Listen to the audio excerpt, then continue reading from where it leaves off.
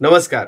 नारायण धारप यांची भयकथा 440 चंदनवाडी या कथेच्या 11व्या भागाकडे आपण जात आहोत. तर चला जाऊया. डॉक्टर देशमाने का? मी सदावर्ते. हा, बोला सदावर्ते. काय खबर आहे? सोसायटीचा साईट प्लॅन आणलाय बरं का. अरे वा, काय करता? कुरिअरने पाठवता का? नाही, अहो तुम्हीच या ना, जरा बोलता येईल. ओके, संध्याकाळी येतो. त्याप्रमाणे गौतम संध्याकाळी त्यांच्याकडे हजर झाला होता.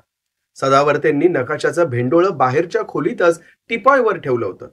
गौतमही आपल्याबरोबर नाना नित्सुऱ्यांनी दिलेला नकाशा घेऊन आला होता.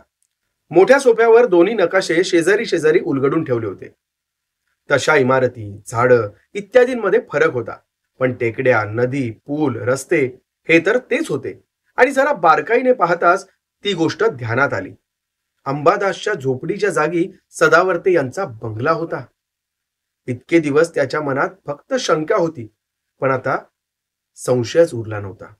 सदावर्ते यांच्या बंगल्याचा संबंध त्या झोपडीशी होता. तेव्हा त्या बंगल्यात आजपर्यंत घडत आलेल्या सर्व दुर्घटनांचं मूळ हे त्या झोपडीतच होतं. गौतमने त्यांना नित्सुऱ्यांकडून समजलेली हकीकत सांगितली. म्हणजे हा प्रकार त्यावेळेपर्यंतचा जुना आहे तर कदाचित त्यापेक्षाही जुना, गौतम म्हणाला. 1932 सालापर्यंतचा प्रत्यक्ष इतिहासच आपल्या समोर आहे. पण तो अंबादास काही पहिलाच साधक नसणार. एका जुन्या शृंखलेचा तो एक हिस्सा होता. आसपासच्या नागरिकांनी अंबादासच्या अघोरी कारवायांवर संतप्त होऊन त्या झोपडीलाच आग लावली. अंबादास मरण पावला असेल, जीवाच्या भीतीने परागंदा झाला असेल, पण ज्याची उपासना त्या अपवित्र जागेत होत होती त्याचा नाश झालेला नाही. त्याचा प्रभाव गेली 70 वर्षे जाणवत आहे, हो की नाही? काय भयंकर प्रकार आहे हो डॉक्टर. हो, चमत्कारिक आहे खरा. आता तुम्हाला आणखी काही सांगायचे? पारखे आणि येडाम यांच्याबद्दल सदावर्त्यांनी गौतमला सर्व काही सांगितलं. पारख्यांना जरासा धक्कादायक अनुभव आला. त्यांनी ताबडतोब जागा घेण्याचा नाद सोडून दिला. तो येडाम मात्र जरा अट्टहासी स्वभावाचा दिसतो. 3 महिन्यांसाठी त्याने बंगला भाड्याने घेतलाय. त्यांच्याकडून काही बातमी? अजून तरी नाही, पण मला एका गोष्टीचं राहून राहून फार समाधान वाटतं. त्या दोघांना धोक्याची संपूर्ण कल्पना दिली होती. मी गप्प राहिलो असतो तर खरोखरच एखादा अनर्थ घडला असता. तुम्हालाही काही काही सांगायचे आहे. या जागेत विचित्र अनुभव येणारे काही तुम्ही पहिलेच नाही आहात. तुमच्या आधी मेंदळे होते, त्यांनाही, आणि त्यांच्या आधी सातपुते होते, त्यांनाही असे शॉक बसलेत. गौतमनं आपलं झालेलं बोलणं सांगितलं. आणि मी माझा शोध थांबवणार नाही. पार सुरुवातीपर्यंत इनामदारांनी बंगला बांधण्याच्या वेळेपर्यंत इथे जेवढे जेवढे राहून गेले त्यांच्याशी संपर्क साधण्याचा प्रयत्न मी करणार आहे. सगळे हयात असतीलच आणि असले तरी भेटतीलच याची खात्री नाही, पण माझा शोध मी चालू ठेवणारच आहे. पण डॉक्टर, अहो हा सर्व आटापिटा कशासाठी? सदावर्ते, मानवी अनुभवांना इथं एक वेगळी मिती जोडली गेली. या जागेत ज्या घटना ओळीने घडल्या आहेत, वर्षामागून वर्षे घडत आल्या आहेत, त्यांच्यात तर काही फ्रॉड नाही, फसवाफसवी नाही. एनिवे, मी माझा तपास सुरू ठेवणार आहे. आणि तुमच्या कानावर काही आलं तर मला कॉन्टॅक्ट करायला विसरू नका. काय सदावर्ते? ऑफकोर्स नाही डॉक्टर. सातपुत्यांनी बंगला चिंचवडेकर यांच्याकडून घेतला होता. चिंचवडेकरांचा पत्ता तोच होता. फोनवर ते स्वतःच आले. दस्तखतात त्यांचं वय 35 दाखवलं होतं. आता 50च्या काठावर आले असावेत. फोनवरचा आवाज मोकळा, आर्जवी होता. चिंचवडेकरांना न पाहताही गौतमचा त्यांच्याबद्दलचा चांगला ग्रह झाला. चिंचवडेकर, मी डॉक्टर गौतम देशमाने. डॉक्टर गौतम देशमाने? आमच्याकडे काही कुणाला बरं वगैरे नाही, कळलं का? नाही नाही, गौतम हसत म्हणाला. मला तुमच्याकडे कोणीही मेडिकल व्हिजिटसाठी बोलावलं नाही. एक वेगळ्या संदर्भात मला आपली भेट हवी आहे. पण जरा खुलाशाने सांगाल तर कळेल. आपण चंदनवाडीतला आपला बंगला श्रीयुत सातपुते म्हणून एक आहेत त्यांना विकलात ना? त्या संबंधात आपल्याशी बोलायचं होतं. चिंचवडेकरांचा फोनवरचा आवाज एकदम गंभीर झाला. ओ, आय सी. पण त्याबद्दल काय बोलायचंय? व्यवहार तर अगदी सुरळीत, अबोव बोर्ड झाला होता. चिंचावडेकर, तुमचा काहीतरी गैरसमज झालाय. फोनवरून सर्व सांगणं जरा कठीणच आहे. मला एक 15-20 मिनिटं भेटू शकाल का? डॉक्टर देशमाने नाही का? डॉक्टर, खरं तर त्या बंगल्यासंबंधीच्या आठवणी मी शक्यतोवर टाळत असतो. पण अर्थात तुमच्या फोनने माझंही कुतूहल जागं झालं. ठीक आहे, या. केव्हा येता? आज संध्याकाळी? येतो, थँक्यू. चिंचवडेकर एका आलिशान अपार्टमेंटच्या सोसायटीत राहत होते. उघड होतं की त्यांची आर्थिक परिस्थिती उत्तम होती. त्यांनी स्वतःचं दार उघडलं. दिसायला ते खूपच तरुण दिसत होते. दारावरच्या पाटीवरून त्यांची कसली तरी कन्सल्टन्सी होती. कदाचित त्या व्यवसायात सर्व तऱ्हेच्या लोकांशी मिळून मिसळून वागणं हे व्यावसायिक यशासाठी आवश्यक असेल. या या डॉक्टर, या. चिंचवडेकर मागे सरत म्हणाले. आत 40च्या सुमाराशी एक स्त्री होती. 12-13 वर्षे वयाचा एक तरतरीत मुलगा होता. ही माझी पत्नी अलका आणि हा मुलगा सुरेश. सोफ्यावर बसता बसता चिंचवडेकर म्हणाले. पत्नीकडे वळत म्हणाले, अलका, तुम्ही दोघं आता गेलात तरी चालेल. डॉक्टरांची गाठ घालून देण्यासाठीच तुम्हाला मी थांबवलं होतं. उभ्या उभ्याच गौतम म्हणाला. चिंचवडेकर, तुमचा आधी ठरलेला एखादा प्रोग्राम असेल तर मी त्यात व्यत्यय आणू इच्छित नाही. अहो, काही प्रोग्राम वगैरे नव्हता. या सुरेशच्या शाळेत काहीतरी पीटीएची मीटिंग आहे असं वाटतं. मी अगदी फ्री आहे, बसा तुम्ही. गौतमला नमस्कार करून अलका मुलाला घेऊन निघून गेली. आता सांगा, त्या चंदनवाडीतल्या बंगल्याबद्दल काय? आधी तुम्हाला एक विचारायचंय. 90 मध्ये तुम्ही तो बंगला विकत घेतला आणि 95 मध्ये विकून टाकला. त्यामागे काय कारण होतं? इतका स्वतंत्र, उत्तम बांधकामाचा, उत्तम लोकॅलिटीतला प्रशस्त बंगला विकून तुम्ही या अपार्टमेंटमध्ये राहायला आलात. काही खास कारण झालं का? सहसा मी त्याबद्दल बोलत नाही, पण तुम्हाला सांगायला काहीच हरकत नाही. अखेर त्यात माझा किंवा आमचा काहीच दोष नव्हता. पण लोकांचा विश्वास बसायला हवा ना. चिंचवडेकर पुढे बोलण्याची गौतम शांतपणे वाट पाहत बसला. तुम्ही तो बंगला पाहिलाय? हो, पाहिला आहे. मग तुम्हाला सांगायला नको? वेळ आलीच तर 2 फॅमिलीज त्या बंगल्यात अगदी आरामशीर राहू शकतील. काय झालं, मी तिथे राहायला गेल्यानंतर 4-5 वर्षांनी एक दिवेकर नावाचं कपल तिथे वरच्या मजल्यावर राहायला आलं. तसे पेइंग गेस्ट नाहीत, भाडेकरी नाहीत. हा दिवेकर लांबच्या नात्यातला होता. मोठा डिसेंट माणूस होता. लहानशा गावात स्वतःच्या शेतीवाडीवर राहत होता. मूलबाळ वगैरे काहीच नाही. बायकोचा काहीतरी मेंटल प्रॉब्लेम निघाला आणि ट्रीटमेंटसाठी शहरात आला. आता आठवत नाही, पण कोणाचा तरी रेफरन्स आणला होता. अगदी टेम्पररी म्हणून त्याला वरचा मजला मी वापरायला दिला. मिसेसचा काय प्रॉब्लेम होता मला काही समजलं नाही. आणि अशा गोष्टी जराशा नाजूकच असतात, नाही का? प्रत्यक्ष चौकशी कशी करणार? तोच बिचारा आपल्या अडचणींना वैतागला होता. तशी त्याची पत्नी अधूनमधून दिसायची. आठवड्यातून 3दा कुठेतरी मेंटल हॉस्पिटलमध्ये जात काहीतरी ट्रीटमेंट घेत होतं. दिसायला अगदी कृश, अगदी अशक्त. ट्रीटमेंट काय होती, त्याचा काही फायदा झाला की नाही, ती सुधारली का नाही, मला काही माहित नाही. कारण ते जोडपं राहायला आलं आणि 4-5 महिन्यांमध्येच मला बंगला विकून टाकावा लागला. इतर काही मार्गच नव्हता हो. त्या दिवेकरांना माझ्या मनात इच्छा नसतानाही दुसरीकडे राहायला जा असं सांगावं लागलं. पण असं एकाएकी काय झालं की बंगला विकावा लागला? उत्तराची गौतमला अर्धवट कल्पना होती. तरीही त्याने प्रश्न केलाच. अहो, मी सांगितलं ना, मी त्यावर सहसा बोलत नाही. सुरुवातीस हाच प्रश्न अनेकांनी केला. 1-2 सांगायचा प्रयत्न केला, पण त्यांची प्रतिक्रिया काय झाली माहित आहे. मी एक अडाणी, अंधश्रद्धाळू, मूर्ख माणूस आहे. मग मी त्याबद्दल बोलणंच बंद केलं.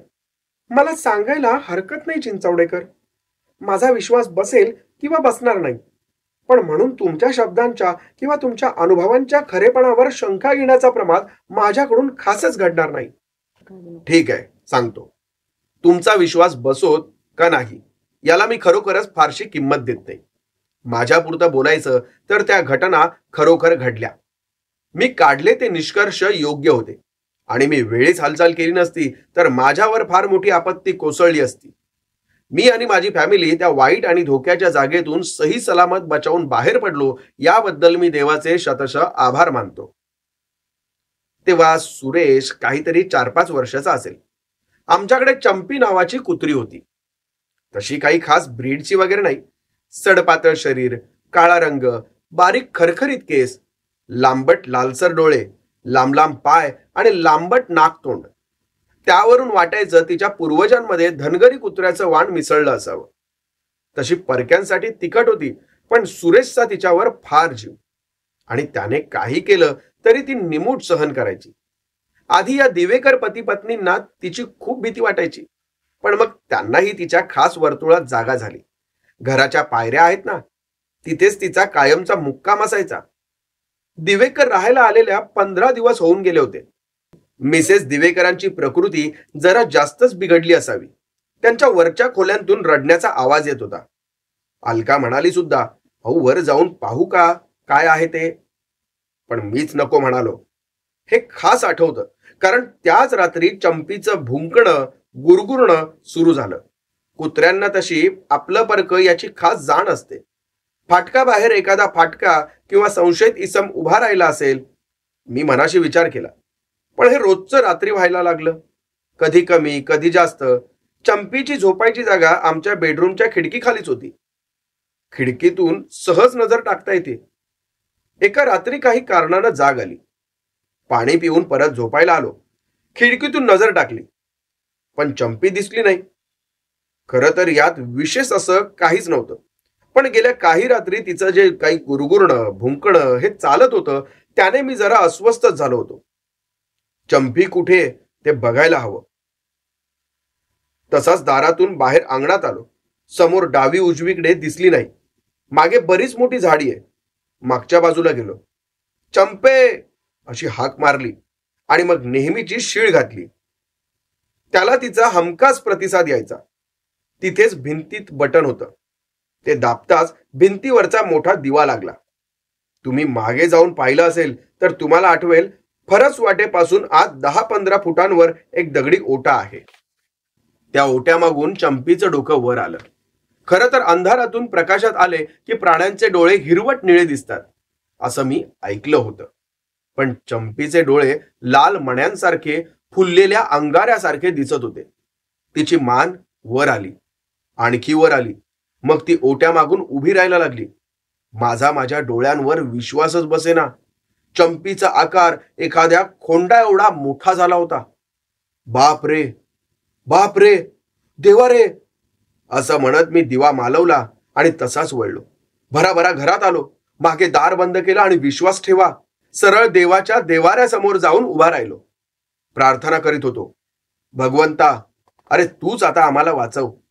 पण मनाला टोचत होतं, जेव्हा सुखात ऐशो आरामात होतो तेव्हा नाही कधी या देवाची आठवण झाली, आणि आता मात्र मदतीसाठी ऊर बडवायला सुरुवात केली. शेवटी काय, आलो परत आणि झालो आडवा कॉटवर. पण सेकंदभर झोप लागलीये तर शपथ, जरा डुलकी लागली की लगेच दचकून जाग यायची. अशी ती रात्र उलटली. पहाटेचं जरा फटफटलं तेव्हा जरासा भीत भीत मी बाहेर आलो.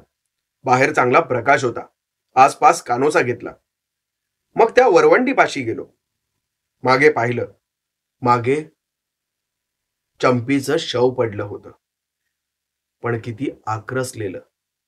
जणू काही शरीरातलं सर्व मांस रक्त कोणीतरी शोषूनच घेतलं होतं. आता काय करायचं? त्या कलेवराला हात लावायची हिम्मतच होईना. रस्त्यावर तिला काही अपघात वगैरे झाला असता तर तिला अगदी रक्तबंबाळ अवस्थेतही उचलून मी डॉक्टरकडे नेली असती. पण इथे काहीतरी वेगळंच विपरीत प्रकार होता. मग काय करणार? आसपासचे दगड धोंडे उचलून आणले, त्यांच्या खाली तिचं कलेवर झाकून टाकलं व मातीचा थर पसरला आणि घराकडे परत यायला निघालो. आणि परस वाटेवर आलो आणि थिजलोच. माझ्या समोरच लालसर ओल्या मातीच्या पावलांचे ठसे होते. अहो पण केवढाली पावलं, सहज 1.5 फूट लांबीची. म्हणजे हा जो कोणी फरस वाटेवरून गेला होता तो अगदी ताडामाडासारखा 20 फूट उंचीचा होता. त्याच क्षणीच मी मनात ठरवलं की बंगला सोडायचा. ही जागा चांगली नाही. त्यांना कारण काय सांगायची ते मागावून, पण आधी या अभद्र पाऊल कुणा पुसून टाकायला हव्यात. कोणाच्याही नजरेस पडायला नको. बागेसाठी पाण्याचा नळ होता, पाईप होता. पाण्याने मी त्या सर्व मोठमोठ्या खुणा धुवून टाकल्या आणि मग घरात गेलो. माझा निर्णय सांगितला आणि हलकल्लोळ. कठीण गोष्ट होती ती की माझ्या या अचानक निर्णयाचं मी कोणत्याही प्रकारे समर्थन करू शकत नव्हतो. पण मी माझा निर्णय बदलला नाही. त्याच दुपारी आम्ही बंगल्याला कुलूप घातलं. तो दिवेकरही बिचारा गोंधळून गेला, पण त्यालाही शेवटी तो निर्णय स्वीकारावा लागलाच. बोलून बोलून चिंचवडेकरांना दम लागला होता. बोलणं संपल्यावर शेवटी एक मोठा उसासा सोडून ते डोळे मिटून मागे टेकून बसले. चिंचवडेकर, आता माझ्या 2 गोष्टी ऐका. त्या बंगल्यात आता त्रास होणारे तुम्ही काही पहिलेच नाही आहात. अहो, ही साखळी फार फार पूर्वीपासूनची आहे. अगदी 1932 पासून, जेव्हा तुमचा बंगला बांधला गेला तेव्हापासून. आणि बंगला विकत घेऊन आणि मग विकून टाकणाऱ्यांची लांबच्या लांब यादी आहे माझ्यापाशी. तुमच्या आधी सासणे होते, तुमच्यानंतर सातपुते आले, मग गोखले, मग मेहेंदळे, मग सदावर्ते. अहो, तुमची एक गोष्ट 100% खरी आहे. ती जागा धोक्याची आहे, घातकी आहे. काही निमित्ताने माझा या प्रकरणाशी संबंध आला. आता या तपासाचं मला एक वेड लागलंय असं म्हणा. चिंचवडेकर, तुमच्याकडून अशी काहीतरी हकीकत कानावर येणार ही माझी खात्री होतीच. लोकांचा विश्वास बसला नाही म्हणून तुम्ही खंत करत आहात. नशीब की तुम्ही तुमचा निर्णय झटपट घेतलात आणि अंमलातही आणलात. लोकांच्या टीकेला घाबरून तुम्ही त्याच बंगल्यात राहिला असता तर न जाणो काय अनर्थ गुजरला असता. गौतमच्या शब्दांनी चिंचवडेकरांचं बरंचसं समाधान झालेलं दिसलं. पण डॉक्टर, तुम्ही म्हणतात त्यात जर काही तथ्य असेल तर मग हा बंगला म्हणजे एक जीवघेणा ट्रॅपच आहे की. कोणीतरी कशाला? अहो, मीच नाही का बेसावतपणे तिथे राहायला गेलो. गोष्ट वाटते इतकी सोपी नाहीये चिंचवडेकर. तुम्ही सुरुवातीची 3-4 वर्षे तिथे सुखात समाधानात काढलीत, हो की नाही? या प्रकरणाला अनेक परिणाम आहेत. तरीही तुमच्या म्हणण्यात तथ्य आहेच. तिथे अनेकांना विलक्षण त्रास झालाय, ही गोष्ट अगदी खरी आहे. मग अशी वास्तू जाळून बेचिराख करून टाकली पाहिजे, चिंचवडेकर संतापाने म्हणाले. गौतम मनाशीच म्हणाला, यांना काय सांगणार की तो प्रयत्न पूर्वीच झालाय आणि त्याने काहीच साध्य झालं नाही. चिंचवडेकर, अहो, या गोष्टी वाटतात तितक्या सोप्या नसतात. हे काही रोजच्या व्यवहारातलं साधं गणित नाही की जिथे 2 आणि 2चे 4 होतात. अहो, आपल्या अनुभवाच्या बाहेरचं काहीतरी आहे. आणि सर्वसामान्यांच्या हिताची गोष्ट हीच की त्या वास्तूपासून 4 हात दूर राहायचं. जशी एखादी वस्तू स्फोटक आहे अशी शंका आली की त्यातल्या तज्ञांना बोलवतात. ज्याला त्यातलं काही माहीत नाही तो नाही त्या उचापती करायला गेला की प्राणाला मुकलाच. ठीक आहे, तुमचे आभार मानायला हवेत. एवढा वेळ काढलात तुम्ही. सर्व काही माहिती तपशीलवार दिलीत. मी निघतो आता. अहो, तुमच्या आधी तिथे सासणे होते, त्यांच्या आधी लडकत होते, त्यांच्या आधी मोडक, गोवारीकर, मोरे, पाटील. अहो, खूप लांब यादी आहे. पाहू, त्यांच्यापैकी कोणी भेटतात का? काही माहिती देतात का? पण एक नक्की आहे, प्रत्येक वेळी घटनांचा पॅटर्न हाच असणार. पण एवढी माहिती जमवून तुम्ही करणार काय डॉक्टर? मी आता सांगितलं ना की ते जाणत्याचं काम आहे. पाहूया त्यातला कोणी जाणता भेटतो का ते.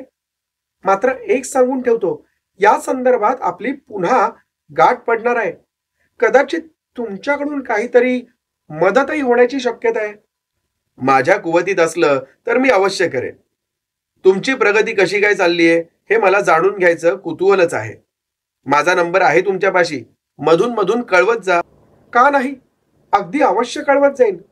निघतो आता. त्यांचा निरोप घेऊन गौतम त्यांच्या फ्लॅट बाहेर पडला. सासणे यांचा पत्ता दस्तखतात होता. त्या नावावर त्या पत्त्यावर फोन होता. पण दिवसातून सकाळी, दुपारी, संध्याकाळी अनेक वेळा फोन करूनही फोनची घंटा नुसती वाजतच राहिली. त्या बाजूने जात असताना त्याने त्या पत्त्यावर चौकशी केली.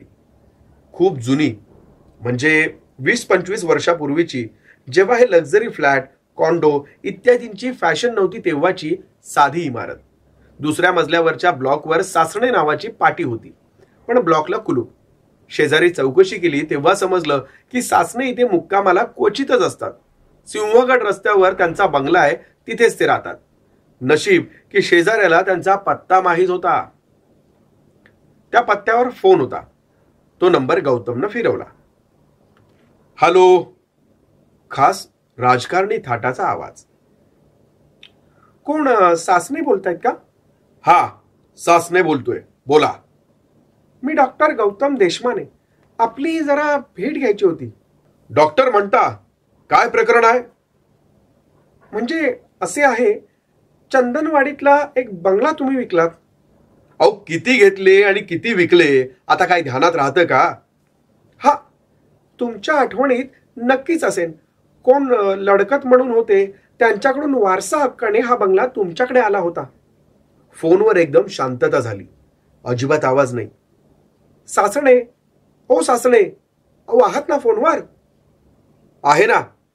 डॉक्टर म्हणालात ना? कसले डॉक्टर तुम्ही? आणि ही जुनी हाडकं कशापायी चिवडायला निघालात, सांगा की. काही काही वेळा हाडकंच सांगाड्यासारखी नाचायला लागतात. तुम्ही नाही का त्या चंदनवाडीच्या बंगल्यातलं हाडकं मागे ठेवूनच गेलात? हे पहा डॉक्टर. तुम्हीच पहा सासणे, माझ्या शब्दांचा राग मानू नका. पण मला एक सांगा, चांगला वारशाने आलेला बंगला बाजारभावापेक्षा 20-25 हजार कमी घेऊन तुम्ही विकून टाकलात. अहो, 5-7 वर्ष नुसता बंद ठेवला असता तरी किंमत दुप्पट झाली असती. सासणे, माझं जरा ऐकून घ्या. त्या गोष्टी आता जुन्या झाल्यात, त्या पुन्हा उकरून काढायला नकोत. हे तुमचं म्हणणं अगदी बरोबर आहे. मला फक्त अर्धा पाऊण तास तुमच्याशी बोलायचंय, बाकी काही नाही. इथल्या शहरातल्या तुमच्या पत्त्यावर जाऊन आलो, तेव्हा शेजाऱ्याकडून समजलं तुम्ही फ्लॅटवर येत नाहीत, म्हणून तुम्हाला त्रास दिला. आवाजात योग्य ते आर्जव आणि मार्दव आणण्याची कला गौतमला चांगली साध्य झाली होती. त्याचं बोलणं संपेपर्यंत त्या सासण्यांचा पारा बराच खाली आला होता. असं म्हणता?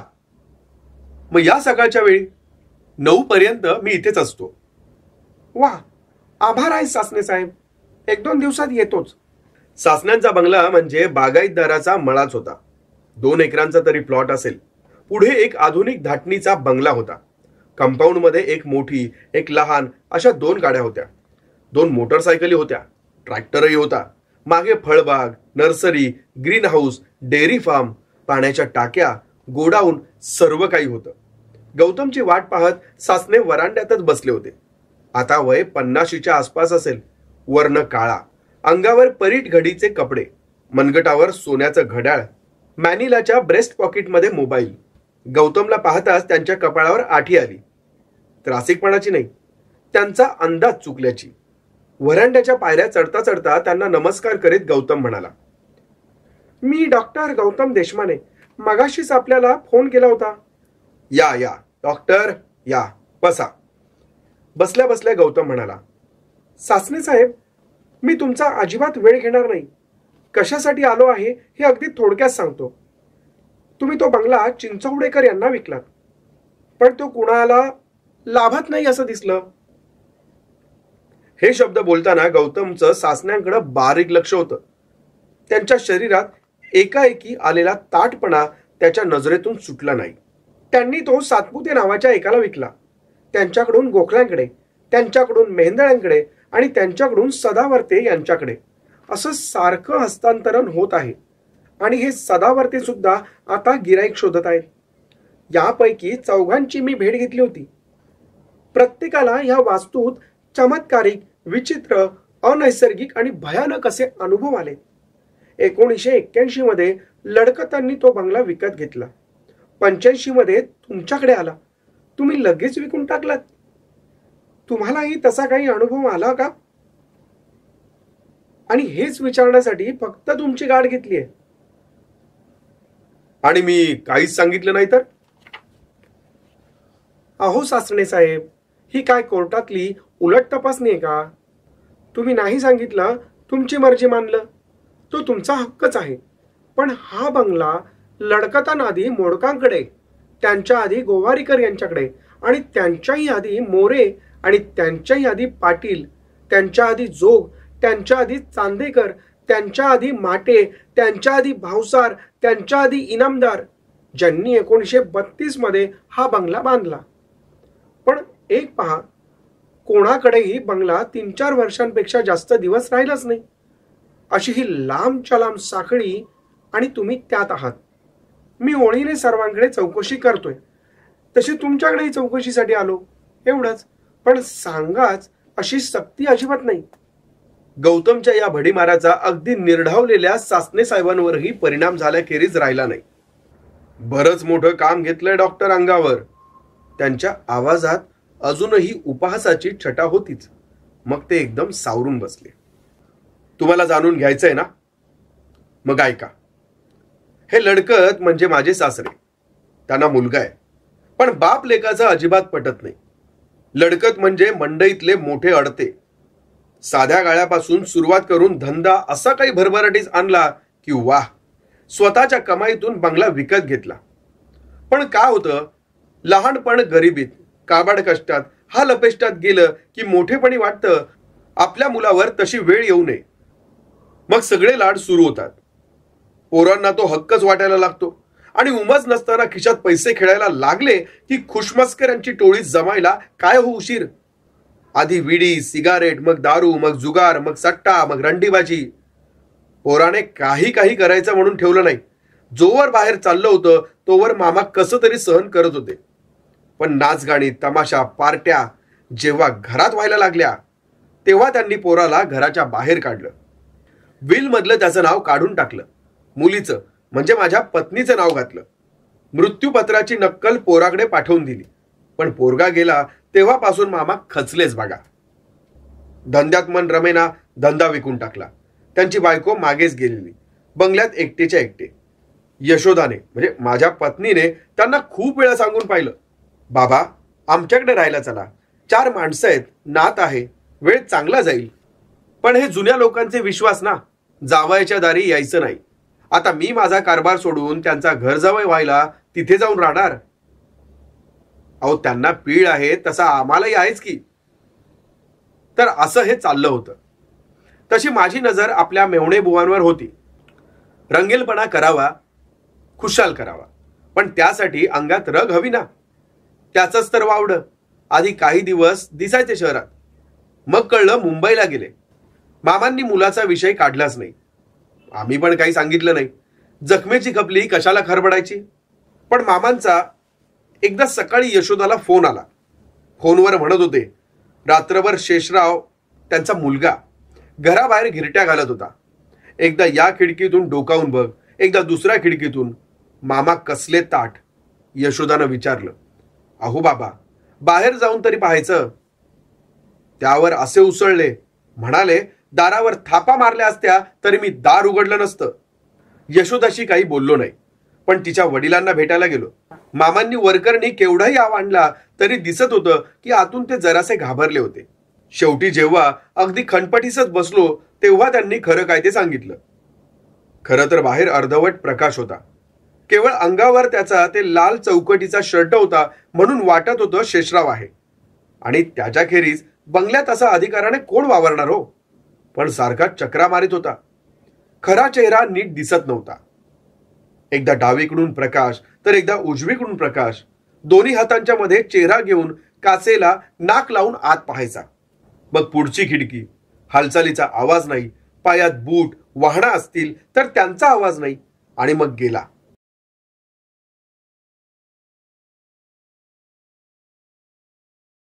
काय पाहायला आला होता त्याचं त्यालाच माहीत. पण गेला एकदाचा.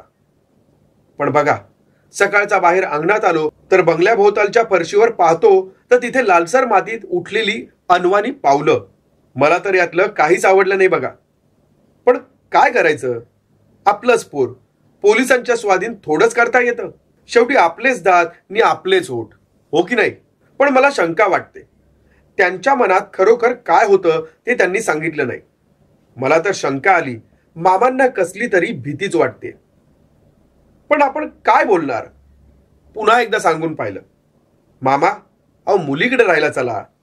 पण कसलं काय, ते जे अडून बसले ते तसेच. परत आल्यावर यशोदाला सांगून ठेवलं, सकाळ संध्याकाळ त्यांना फोन करत जा, कारण मला काही त्यांची लक्षणं चांगली वाटत नाहीत. आता वाटतं मोठा शहाणपणा केला, नाहीतर ती गोष्ट आमच्यापर्यंत यायला किती दिवस लागले असते देवासच माहीत. 2 दिवसांनी सकाळी फोन आला. मामा फोनवर आले, पण काय बोलावं ते त्यांना सुचत नव्हतं. अगं यशोदा, तो शेषराव स्वयंपाकघरातल्या तळघरात अडकलाय ग. पहाटेपासून हाका मारतोय, बाबा दार उघडा म्हणून, पण तळघराच्या कुलपाची किल्लीच सापडत नाही बघ. ठेवतो फोन आता, बघतो काय करतोय ते. ऐकलं आणि म्हणालो, यशोदा अगं आत्ताच्या आत्ता चल, काहीतरी मोठा घोटाळा आहे. चल, पण डॉक्टर कितीही घाई गडबड केली तरी तिथपर्यंत पोहोचायला अर्धा तास तरी लागलाच. दारावरची घंटी वाजवली, चांगली मिनिटभर दाबून धरली, पण काही प्रतिसाद नाही. मग दाराला धक्का देऊन पाहिला, पण आतून कडी असावी. आता वेळ घालवण्यात अर्थ नव्हता. अशा वेळी आमची पैलवानगी कामास येते. तेव्हा चांगलं कमावलेलं शरीर होतं. दुसऱ्या दणक्यात दार आत गेलं. घाईघाईने दोघं आत गेलो. स्वयंपाकघरात नजर टाकली. तळघराचं दार उघडं होतं. खाली अंधार होता. यशोदाला बटनाची जागा माहीत होती. दिवा लागला आणि मामा दिसले, जिन्याच्या शेवटच्या पायरीवर बसलेले. मानेला हात लावताच तेव्हाच समजलं, प्राण केव्हाच गेला होता. दोन्ही हात छातीशी होते. नजर समोर होती. डोळे मोठे मोठे झाले होते. मग पोलीस आले. पोस्टमॉर्टमचं सगळं सव्यापसव्य झालं. पोलिसांनी फार त्रास दिला. मुलाला मृत्यूपत्रात वगळलेलं, मुलीच्या नावावर इस्टेट केलेली, मुलगी आणि जावई यांच्याखेरीज इतर कोणाची भेट झाली नव्हती. आम्ही दार बाहेरून धक्के मारून उघडलं होतं, याचा सबळ पुरावाच शेवटी आमच्या कामी आला. प्रकरण एकदाचं मिटलं, पण आम्ही तिकडे कधीच जात नाही. मला तर त्या घरात पाय सुद्धा ठेवासा वाटत नाही. सासणे गप्प बसले. असा मामला आहे तर, गौतम म्हणाला. एवढ्याने संपलं नाही डॉक्टर, आणखी आहे. 1-2 वर्षांनी धाकट्या भावाचं कॉलेज सुरू झालं. इथनच जायचं म्हणजे रोज 20-22 मैलांची रपेट. तेव्हा यशोदाने सुचवलं, शहरात घर आहे की, माझा भाऊ आणि त्याचे 2-3 मित्र राहतील की, एखाद्या हॉस्टेलमध्ये राहिल्यासारखं. खरं तर अगदी व्यवहारी सूचना. त्याचे 2-3 मित्र तयार झाले. तेव्हा एके दिवशी मी स्वतःच त्याला घेऊन शहरातल्या बंगल्यावर गेलो. वीज, पाणी, फोन सगळं काही व्यवस्थित सुरू होतं. खालीवर मिळून 6 खोल्या होत्या. अगदी 4-5 जण राहायला आलो तरी काही अडचण येणार नव्हती. ऑगस्टच्या सुरुवातीस त्याला बंगल्यावर पोहोचवला. त्याच्याबरोबर कोण कोण राहणार होतं त्या प्रत्येकाची चौकशी केली, गाठ घेतली. आजकाल तरुण पोरांमध्ये नाही ती व्यसनं शिरली आहेत, पण मला ती सगळी मुलं चांगली वाटली. खरं तर सुरुवातीस छान चाललं होतं. दर शनिवारी रविवारी भाऊ घरी यायचा, पण 15 दिवसानंतर त्याच्यात मला जरासा बदल झालासा वाटला. कसल्या तरी काळजीत असावा, आपल्यापासून काहीतरी लपवत असावा अशी शंका येत होती. शेवटी त्याचा अगदी पिच्छाच पुरवला तेव्हा तो म्हणाला, दादा त्या बंगल्यात काही ठीक वाटत नाही बघ. नक्की काय म्हणून विचारलंस तर नेमकं सांगता यायचं नाही. पण असं इथे कसं मोकळं मोकळं वाटतं ना, तसं तिथे अजिबात वाटत नाही रे. सगळ्या खिडक्या उघड्या टाकल्या, बाहेर लख्ख ऊन पडलेलं असलं तरी घरात मात्र प्रकाश कसा धुरकटल्यासारखा वाटतो. घराबाहेर पाऊल टाकलं की गवताचा, फुलांचा, झाडांचा सुगंध येतो, पण घरात पाऊल टाकलं की सुगंध तर नाहीच, कसला तरी वेगळाच वास येत असतो. तसा अगदी नाकात भरण्यासारखा नाही, पण चांगला नाही. त्याला विचारलं, हे तुला एकट्यालाच वाटतं की तुझ्या बाकीच्या मित्रांना पण वाटतं? तो जरासा थांबून म्हणाला, वाटत असेल, जाणवतही असेल, पण बोलणार कोण? बाकीचे भेकड म्हणतील अशी भीती वाटते ना, जो तो आपापल्या इमेजला जपत असतो. डॉक्टर, मला त्या क्षणी मामांचे शेवटचे दिवस आठवले. तेव्हा मी त्यावर विचार करायचं टाळलं होतं, पण आता ते शक्य नव्हतं. मामांना घराभोवती फेऱ्या मारणारं कोणीतरी दिसलं होतं. मामांना तळघरातून त्या शेषरावांच्या हाका कानावर आल्या होत्या. दोन्ही गोष्टी अशक्य होत्या, पण मी समजून चाललो होतो, मामांना वयाने किंवा मनातल्या अस्वस्थतेने हे भासच होत असावेत. पण आता भावाचे शब्द ऐकता ऐकता मनात विचार आला, मामांना ते भास होत नसतील तर? त्या घरात किंवा घराच्या आसपास असं काही वावरत असेल तर? त्यावेळी काही काळजी वाटली नव्हती, पण आता सक्का भाऊ तिथे राहतो त्याची मात्र काळजी वाटली. आता नाही ते विचार मनात यायला लागले. शेवटी मी त्याला सांगितलं, अरे केवळ लोक काय म्हणतील एवढ्यासाठी असा मनस्ताप सहन करू नकोस. तू आता तिथे गेलास की सरळ विषय काढ. निदान तुला एकट्यालाच असं काही वाटतं का की बाकीच्यांना पण काही वाटतं, तसला काही अनुभव येतो हे कळेल. मुख्य म्हणजे तुम्ही सर्वजण एकमेकांच्या आधाराला उभे राहाल आणि प्रत्येकाच्या मनात धीर येईल बघ. मी सल्ला दिला होता त्याप्रमाणे त्यानं काही केलं का नाही समजलं नाही. दुसरं मात्र ऐकलं, दिवसाआड फोन करायचा, ठीक चाललंय एवढं सांगायचं. शेवटी माझे व्याप माझ्या मागे होतेच की. आणि तो काही आता लहान नव्हता. एकदा पहाटे 4:30च्या सुमारास त्याचा फोन आला. फोनवरचा त्याचा आवाज घाबरा येत होता. दादा, आत्ताच्या आत्ता या, आत्ताच्या आत्ता या, असं तो म्हणत होता. विचार केला, आता काही सांगण्याच्या अवस्थेत हा नाहीच आहे आणि वेळ दडवण्यात अर्थ नाही. मोटरसायकल काढली. तशी पहाटेची वेळ, वाहतूक नव्हतीच. अगदी 8-10 मिनिटातच तिथे पोहोचलो. खालच्या वरच्या सगळ्या खोल्यांमधले दिवे जळतायत. आत गेलो. 3 जण स्वयंपाकघरात जमलेले. इतकी घाबरलेली पोरं मी कधीच पाहिली नव्हती. मला पाहताच भाऊ धावत धावत माझ्या जवळ आला. मी त्याला म्हणालो, जरा शांतपणे सांगशील का काय झालंय ते.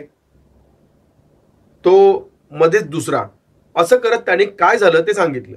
त्यांच्यातला रामकृष्ण नावाचा एक जण व्यायामाचा शौकीन होता.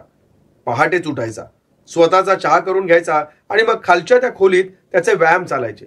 पहाटेसच वरच्यांना भांडी कप बशी पडल्याचा, खळखळत फुटण्याचा आणि रामकृष्णाच्या ओरडण्याचा आवाज आला. अगदी लागली जाग आली.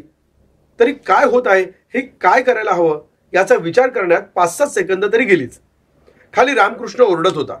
मग सगळे धावत धावत खाली आले. ते स्वयंपाकघरात येत असतानाच त्यांना तळघराचं दार बंद होताना दिसलं आणि खालून रामकृष्णाचा आवाज येतच होता. गुरासारखा ओरडत होता. एकदम म्हणाला. त्यांनी तळघराचं दार उघडायची खूप खटपट केली, पण दार जाम बंद होतं. तेव्हा भावाने मला फोन केला. आवाज केव्हा थांबला मी विचारलं. लगेच थांबलो. आधी ओरडत होता, मग विवळत होता आणि मग एकदम गप्प झाला. मी त्या तळघराच्या दाराकडे गेलो. हाताने कडी धरून वर उचललं तर काय, सहज दार उघडलं. ती पोरंही आ वासून पाहत राहिली. दादा, भाऊ म्हणाला. आम्ही सगळ्यांनी अगदी जोर लावून उघडायची खटपट केली. अगदी खरंच. मी त्याला म्हणालो, हे बघ ते राहू दे, आधी खाली जाऊन पाहू त्या तुमच्या रामकृष्णाची काय हालत आहे ती. चला. आम्ही सगळे खाली गेलो. जरा शोधाशोध करताच दिव्याचं बटन सापडलं. दिवा लागला. रामकृष्ण समोरच वेडावाकडा पडला होता. जवळ जाऊन आधी त्याची नाडी पाहिली. नाडी व्यवस्थित चालली होती. मग त्याला जरा सरळ केला. कपाळावर टेंगूळ आलं होतं. कोपरांना खरचटलं होतं, पण बाकी इतर गंभीर जखम दिसत नव्हती. याला आपण आधी वर नेऊया, मी म्हणालो. त्या तळघराबद्दल माझ्या मनात संशय होता. आम्ही त्याला कसा तरी वर आणला. त्याला कॉटवर झोपवला. गार रुमालानं तोंडमान पुसली. तो सावकाश सावकाश शुद्धीवर आला. आधी नेहमीसारखे डोळे उघडले आणि मग एकदम ती आठवण झाली. गादीवर ताडदिशी उठून बसला. मोठमोठ्या डोळ्यांनी इकडे तिकडे पाहायला लागला. मग जेव्हा सभोवती ओळखीची माणसं दिसली तेव्हा तो जरासा सावरला. तू रामकृष्ण? हो ना. मग रामकृष्णा, आता सांग, स्वयंपाकघरात झालं तरी काय? आरडाओरडा कसला झाला? तळघरात कशासाठी गेला होतास? अरे तुझे सगळे मित्र किती घाबरलेत पहा की. मग त्यांच्यातला एक जण म्हणाला, अरे केवढ्यांदा आरडाओरडा करत होतास? काय झालं ते सांगशील तरी? रामकृष्ण खरोखरच गोंधळून गेला होता.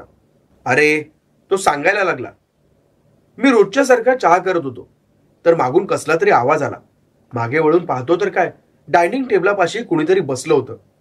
आधी वाटलं आपल्यातच कुणीतरी लवकर जागा झाला असेल, आला असेल चहाच्या सॅम्पलसाठी, म्हणून हातात चहाचं भांडं घेऊन मागे वळून मी म्हणालो सुद्धा, काय रे, हवा का थोडासा?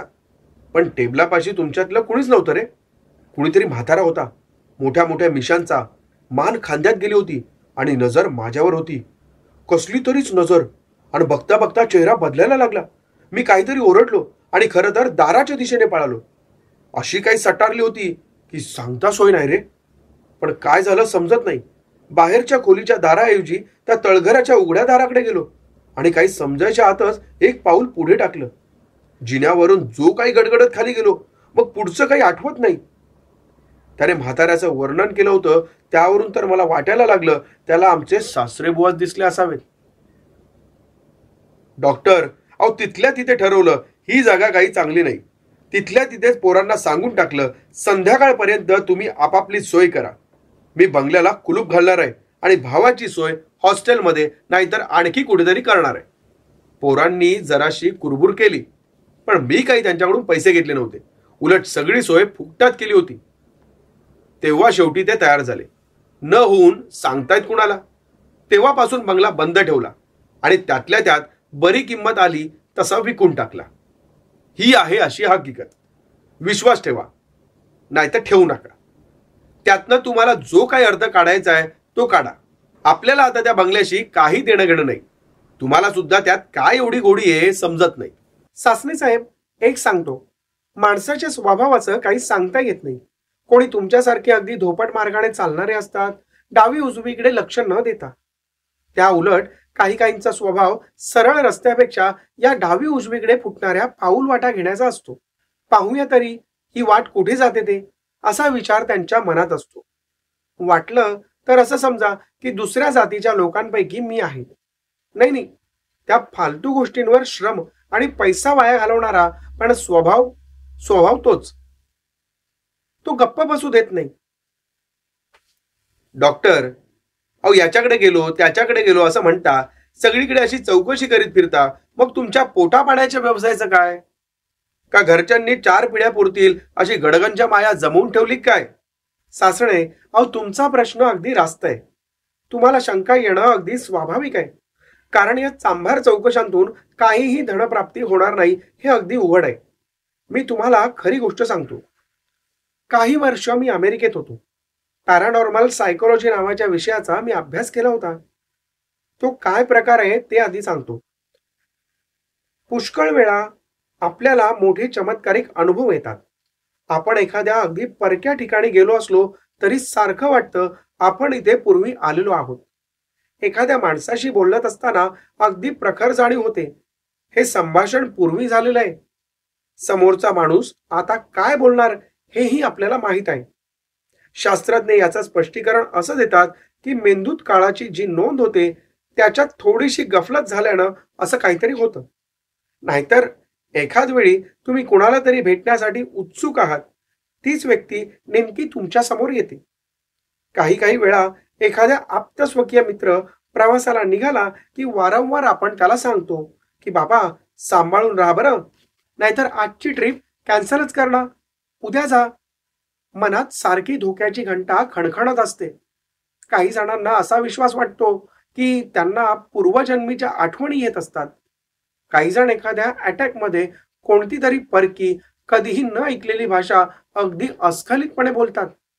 ही आणि यासारखी अनेक उदाहरणं नोंदली गेली आहेत. त्यांचा मी अभ्यास करीत आहे. सदावर्तेंना माझ्या एका ज्येष्ठ सहकार्यानं माझं नाव सुचवलं. सदावर्ते 440 चंदनवाडीत राहत होते. त्यांच्या मुलीला वेडी वाकडी स्वप्न पडत होती. मी त्यांची भेट घेतली. तिला हिप्नॉसिस खाली तपासलं. मग मी आणि सदावर्ते यांनी या बंगल्यात एक रात्र पण काढली. जरा अनपेक्षित आणि वेगळाच अनुभव आला. आणि मग मी जेव्हा त्या बंगल्याचा टायटल सर्च घेतला तेव्हा मला समजलं कोणीही 4-5 वर्षापेक्षा जास्त काळपर्यंत त्या बंगल्यात राहूच शकलं नाही. आणि त्याच गोष्टींचा शोध घेत मी तुमच्यापर्यंत पोहोचलो. गौतम बोलायचा थांबला आणि सासने उठून उभे राहिले. त्याच्यापाशी आले. त्याच्या खांद्यावर हात ठेवून म्हणाले, डॉक्टर साहेब, आम्हाला काय कल्पना हो की तुम्ही एवढी मोठी माणसं आहात. माणूस आपल्याच तोऱ्यात वागत असतो हे खरं. म्हणजे काय, तुमच्याशी आमचं वागणं चुकलंच तेव्हा माफी मागतो. हा अहो सासने साहेब, बस करावं साहेब प्रकरण. एखाद्याला किती शर्मिंदा कराल. एक बरं, मी तुम्हाला सगळं काही अगदी खुलासेवार सांगितलंय. तरी काही शंका असेल तर अवश्य विचारा. आणि पुन्हा केव्हाही मदत लागली तर नुसता शब्द पाठवा.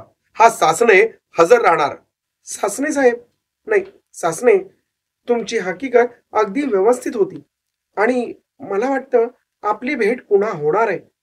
तुमच्या मदतीबद्दल आभारी आहे. येऊ का आता? सासणे बोलले काहीच नाहीत. नुसते हात जोडून उभे राहिले.